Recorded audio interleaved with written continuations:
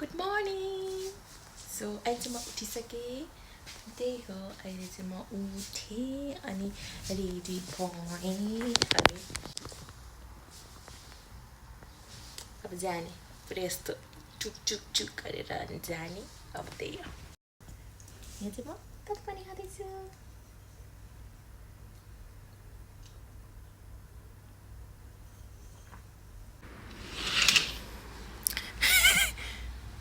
ला केही नदेखिने रहेछ यार यहाँबाट यताबाट यताबाट यसपछि म निस्केँ अब आफ्नो यात्रातर्फ लाग्नको लागि।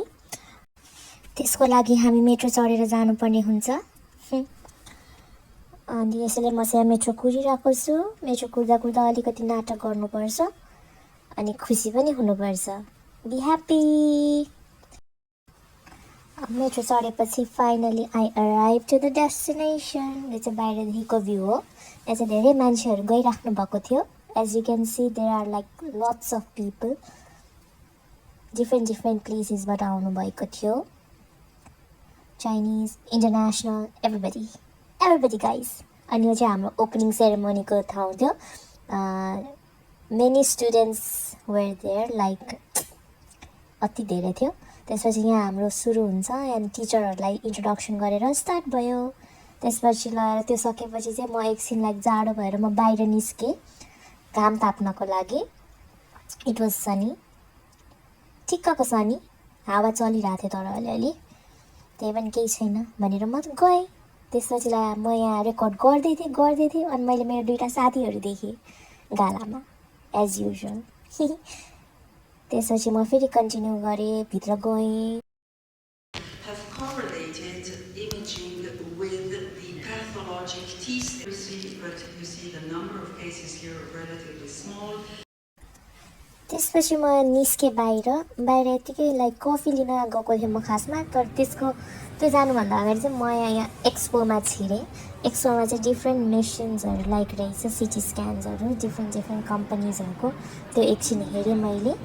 अनि त्यसपछि त्यो हेरेपछि चाहिँ मैले आफ्नो कफी लिएँ किनभने मलाई मर्निङमा कफी चाहिन्छ आँखा खोल्नको लागि. त्यसपछि म खुसी हुँदै म फेरि भित्र छिरेँ एनर्जीका साथ. एज यु क्यान सी यहाँ चाहिँ हाम्रो लाइक कुन प्लेसमा कुन लेक्चर्स हुन्छ भनेर थियो.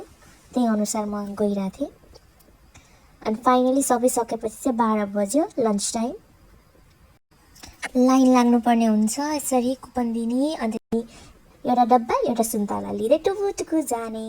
अनि त्यसपछि लगाएर त्यो दिनको चाहिँ लन्च यो यस्तो थियो. यहाँ छु म एकदमै फोकस्ड पाराले खाँदैछु है म घाम ताप्दै. अनि यो सबै भएपछि चाहिँ म एकछिन वकमा गएँ. वकमा जाँदै थिएँ म. त्यसपछि लगाएर मेरो एकछिनपछि टिकटक बनाउने मुड चल्यो. त्यसपछि लगाएर मैले एकछिन हल्का नाटक गर्न थालेँ, देख्न सक्नुहुन्छ. त्यसपछि फेरि 1:30 भयो. 1:30 पछि 1:30 मा फेरि स्टार्ट. यहाँ चाहिँ डिफ्रेन्ट प्रोफेसरहरू आउनु भएर लाइक डिफ्रेन्ट टपिकमा चाहिँ बोल्नु भएको थियो जुन चाहिँ एकदमै इन्फर्मेटिभ थियो हाम्रो लागि. देख्न सक्नुहुन्छ. अनि त्यसपछि लगाएर सक्यो. 14 नोभेम्बरको लागि चाहिँ सकेपछि यो चाहिँ हाम्रो डिपार्टमेन्टको टिचरहरू हुनुहुन्थ्यो. सबजना फोटो खिच्ने भनेर चाहिँ पुरै ग्यादर भइथ्यौँ. अनि त्यसपछि लगाएर हामी चाहिँ फोटो खिच्यौँ. अनि त्यसपछि लगाएर लास्टमा यस्तो भ्यू देखेर यो दिनलाई चाहिँ हामीले समाप्त गऱ्यौँ. बाई.